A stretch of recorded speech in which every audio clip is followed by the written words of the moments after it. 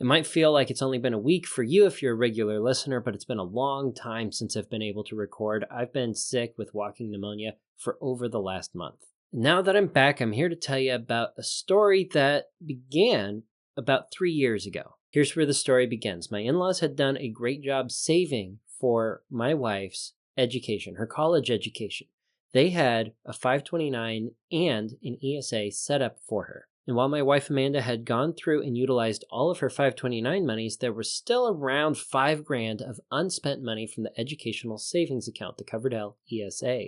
This money was simply left alone after she graduated. She didn't need it because she had earned enough scholarships to get through college debt-free without having to rely on all the funds that she had at her disposal. And at the time of this recording, Coverdell ESAs require that you use all funds within the ESA for applicable expenses, qualified educational expenses, by the time you turn 30 if you're the beneficiary of those funds. And before we had any kids, we were trying to figure out what to do with this money. It was going to just basically sit there, and if we didn't have any kids, the best thing to do with it to avoid any penalties for simply withdrawing the money for non-qualified expenses would be to roll it over to one of Amanda's cousins. And this was an option we were willing to explore, but we did end up having a child 3 years ago. Oliver is our firstborn, and we decided we were going to take the money from her ESA, the unused funds, and roll them over to Oliver. This was again a fund that was set up by Amanda's parents. More specifically, her father was listed as the owner of the account. He was the executor of the account. Amanda was the recipient, the beneficiary of the ESA. And tax law that governs how these accounts function say that you can roll over the beneficiary. You can also, in some cases, roll over ownership of the fund. I didn't want the burden of managing this account to always live with Grandpa. I wanted us to be able to have ownership of it for the monies that were going to be invested for Oliver within this ESA.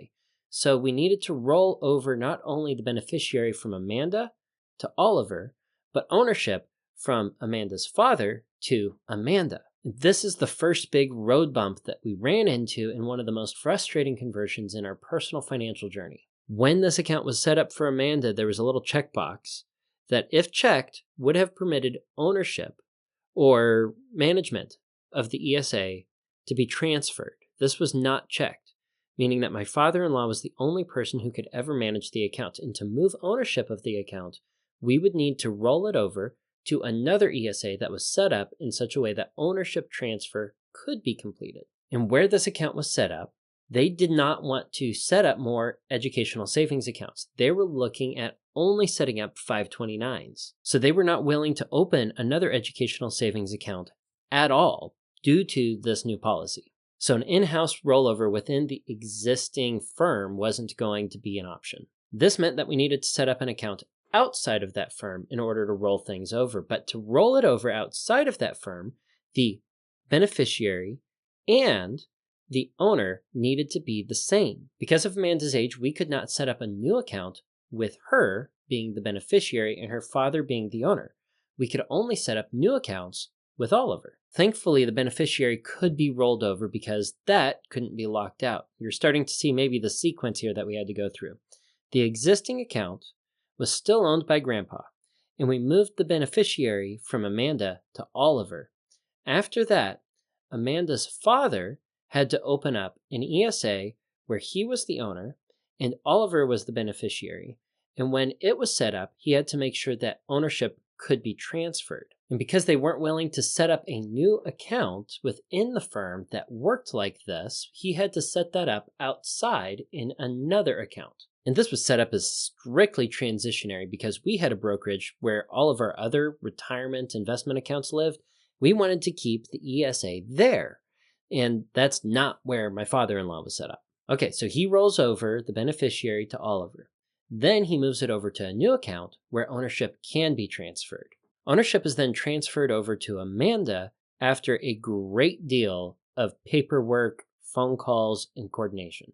Okay, so Amanda now owns an account with Oliver as the beneficiary that can be rolled over to an outside brokerage, the one that we wanted, which is going to remain unnamed because I'm not sponsoring any one particular brokerage or approach. This show is not sponsored. We rolled that over, and finally had it set up, so we thought. The brokerage where we had set up an account with Amanda as the owner and Oliver as the beneficiary did not take right away and didn't engage with the GUI interface until we made some more phone calls and reconciled some questions that the brokerage had because of the unusual circumstance and how the rollovers were occurring. And at long last, after about 5 months of hassle, we got everything moved over. We avoided any withdrawal penalties. We avoided any issues with Amanda turning 30 and then having to take out all of the funds for unqualified expenses. And we got our son set up, our oldest set up, with plenty of money for his educational savings account. Now, we could have saved a lot of hassle by moving this over to 529 right away, which would have had different rollover rules and wouldn't have had as many steps, potentially. But I wanted to maintain the integrity of an educational savings account because you can always, at this point, roll an educational savings account over to a 529, but you cannot move a 529 back to an educational savings account. And depending on your state's laws, you can use the ESA money for qualified expenses that are not qualified under a 529. In my particular circumstance, in my particular state, we're trying to utilize the educational saving account monies in part for homeschooling curriculum expenses for the books and the homework. Under an educational savings account, the rules, to my understanding, and this isn't tax advice, would be you are permitted to take monies out to spend on books and materials associated with private school, and the interpretation of private school can be extended to homeschooling in some states. This is not the case with a 529. In a 529, it's only tuition that counts as a qualified expense, not books and materials for K through 12 education. Again, not tax advice. Before you take any action on something like this, please speak to a licensed tax professional. Okay, I've been wanting to share that story with you for a long time. If you have a frustration with rolling over educational account funds, I'd like to hear about it in the comments. And I'd also like to tell you that this story would have been completely different had we known about the Secured Act 2.0 and the changes that were going to be coming down the pipeline in the very near future. And that's what we're talking about in the main topic.